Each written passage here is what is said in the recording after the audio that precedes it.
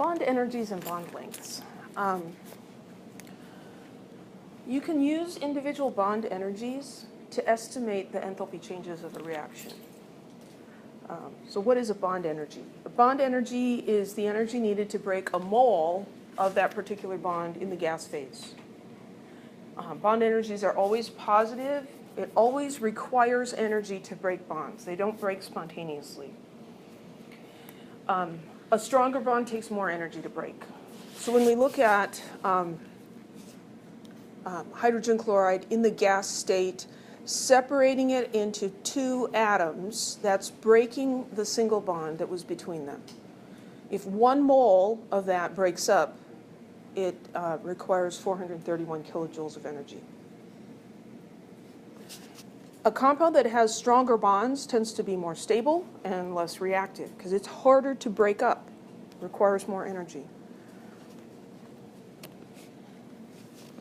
Bond energies are going to be a little bit different depending on the compound, and so what we usually do is we use an average bond energy.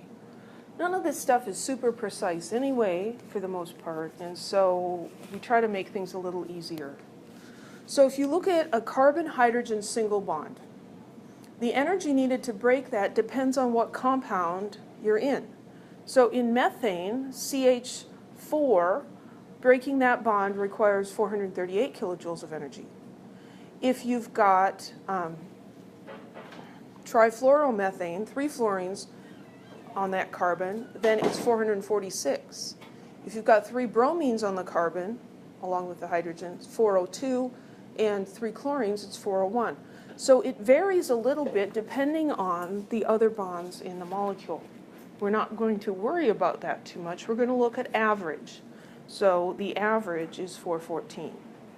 Double and triple bonds are going to require more energy to break than single bonds. There's a table from your textbook.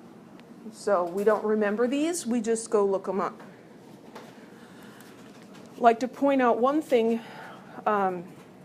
Here's carbon and oxygen. You can have a carbon-oxygen single bond, carbon-oxygen double bond, carbon-oxygen triple bond. There's an asterisk here. In CO2, that carbon-oxygen double bond has a bond energy of 799 kilojoules per mole. The reason that's put in there is carbon dioxide comes up a lot in these sorts of problems, and it is significantly different. So if it's not carbon dioxide, you'd use this number. If it's carbon dioxide, you use that number. But we've got all kinds of different bonds here and their energies. This is just a partial table. There's more. So how can we use bond energies to estimate enthalpy changes? And again, this is an estimate. Basically what we're thinking about is, okay, we've got some molecules that are reacting. In order for those to react, the existing bonds have to break and new bonds form.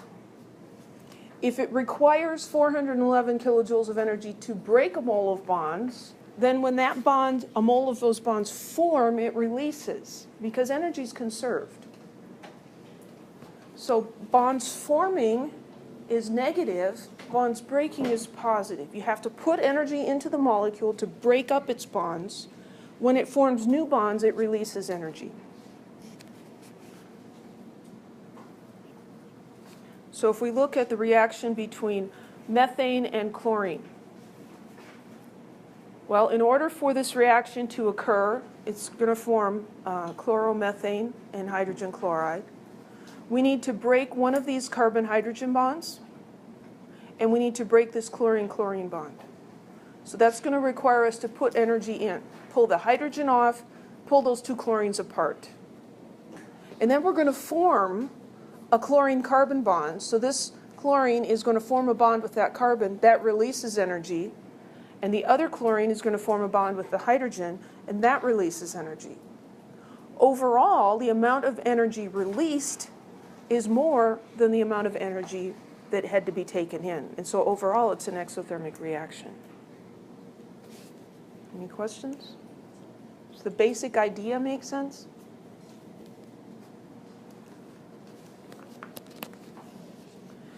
We've talked about chemical energy, that energy is stored in chemical bonds. And this is what we're talking about Breaking a chemical bond, though, requires energy. But the way an energy-rich compound is storing energy is that it can undergo a reaction in which weak bonds are broken and strong bonds are formed. It's actually the formation of the stronger bond that releases the energy. So you've got weak bonds, they break easily, strong bonds are formed, and then you've got a big release of energy. Okay, potential future fuel is methanol. Write a balanced equation for the combustion of gaseous methanol. Use bond energies to calculate the enthalpy of combustion of methanol in kilojoules per mole. Okay, write an equation. Well, CH3OH. Combustion. What's the other reactant? Oxygen. O2. What are the products of a combustion reaction? CO2 and water.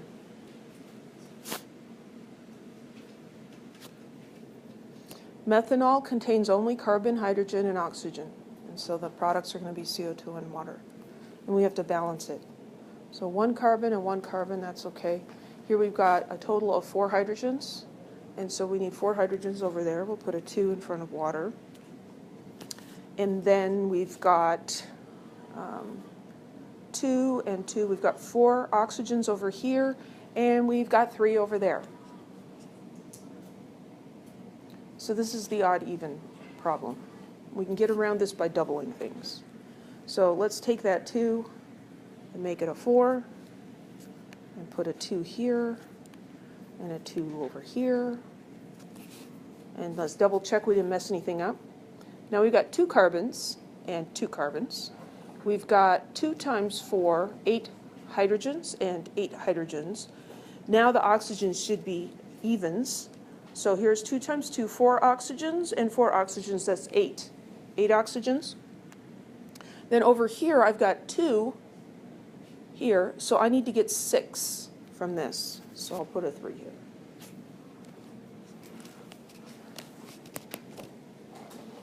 Different people are going to process balancing that in a different way. So if you didn't follow what I did, just do it on your own way. And as long as you can come up with this, you'll be okay.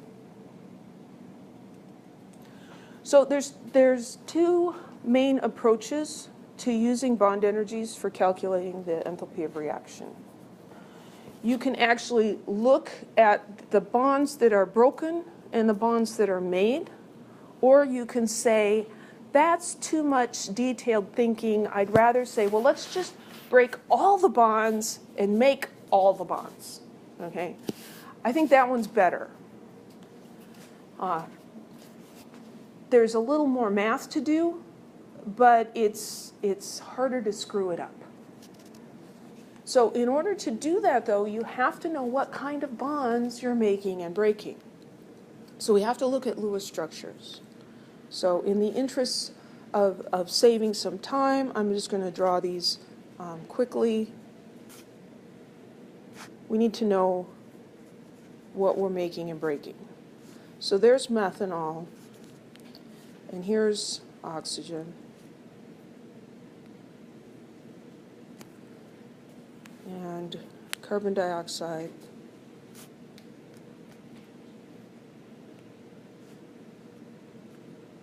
And water. Those are the Lewis structures.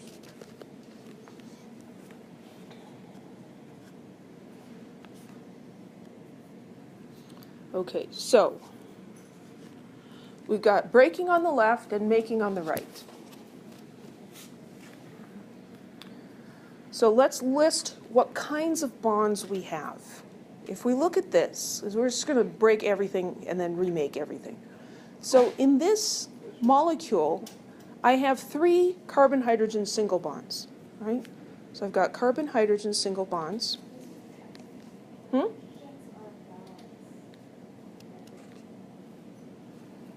Got 3, I've got 6, 7, 8, and I've got 4, and 4 is 8.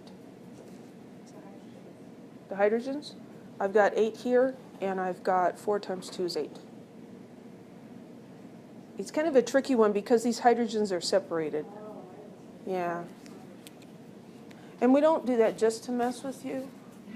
It's so that I can tell that this is methanol and not something else, a ketone or something. So in this molecule, I have 3 carbon-hydrogen bonds. How many moles of that molecule do I have? 2. So I have 6 of those bonds then. You okay with that? And then I've got a carbon-oxygen single bond.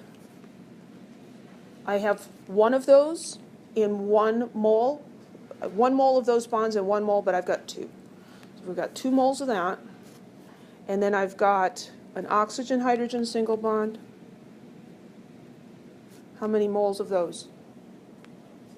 2. And then in this oxygen, I've got an oxygen-oxygen double bond. How many moles of those? 3. Okay, so then I have to go look these up. There it is. So I'm going to write these on the board because my short-term memory sucks. So carbon-hydrogen is 414. Oxygen, hydrogen is 464.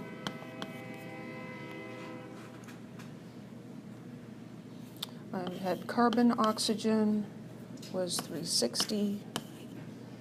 And I had oxygen-oxygen double bond, 498.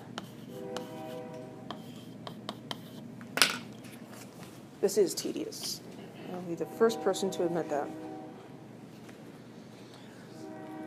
So the carbon-hydrogen bond has a bond energy of 414 kilojoules per mole.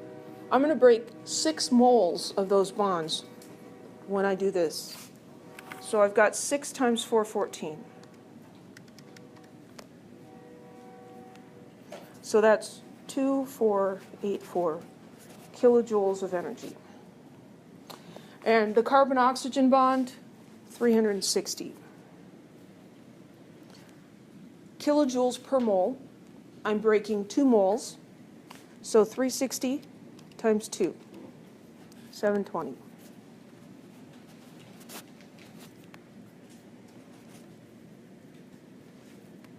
Oxygen, hydrogen, 464. 2 moles of that, 2 times 464, 928 kilojoules. And then the oxygen-oxygen double bond, 498, 3 moles of that, times 3, 1494.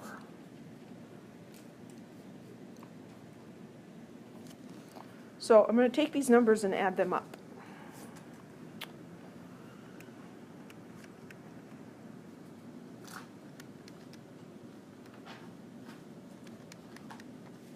I'm getting 5626. Anybody else? So my total over here is 5626 kilojoules. That's the amount of energy to take it all apart. And then we're going to make some bonds over here. That's where the energy gets released. So maybe let's do this one in red. So I've got carbon-oxygen double bonds. Each carbon dioxide molecule has 2 of those, and I have 2 moles. So I'm going to have 4 moles of those bonds being made. So I've got 4 of those. And then in the water, I have oxygen-hydrogen bonds. There's 2 in each molecule, and 4 moles of that would be 8. Okay? Then we have to go back to our table and look up. So it's 799 for the carbon-oxygen in carbon dioxide. And then the hydrogen-oxygen, well, we actually already looked that one up, didn't we? Now I can't, oh, here it is. That's the 464. So this was 799. And the hydrogen oxygen, I'm sorry, yeah, hydrogen oxygen was 464. So 799 times 4. So that's 3196. And 464 times 8. 3712. And we add those together, and we get 6908 kilojoules. This side is positive energy. I have to put energy in to break those things up. This side is negative. So really, we should probably put negatives in front of all of these guys. So I have to put in 5626 kilojoules, and I get a release of 6908 kilojoules. This is like an investment. You have to invest, and then this is your payoff. And if your payoff's bigger than your investment, then things are good and happy. It doesn't always work out that way. But. So what's the overall? So the overall would be 5626 kilojoules, and the 6908 kilojoules.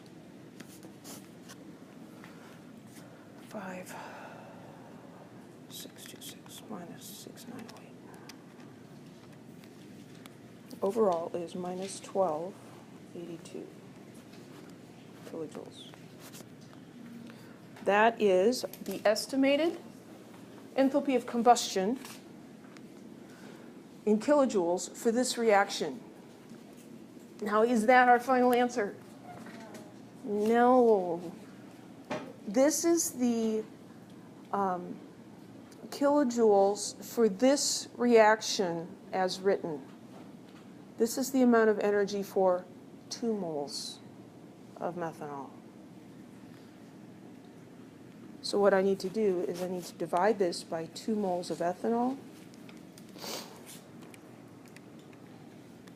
And so 641 kilojoules per mole of ethanol.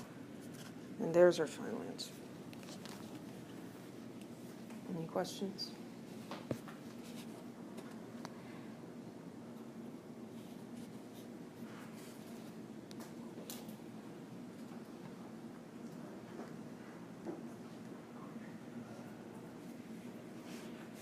Bond lengths.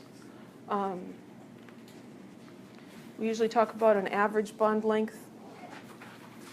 Just like with the energy, it varies in different compounds.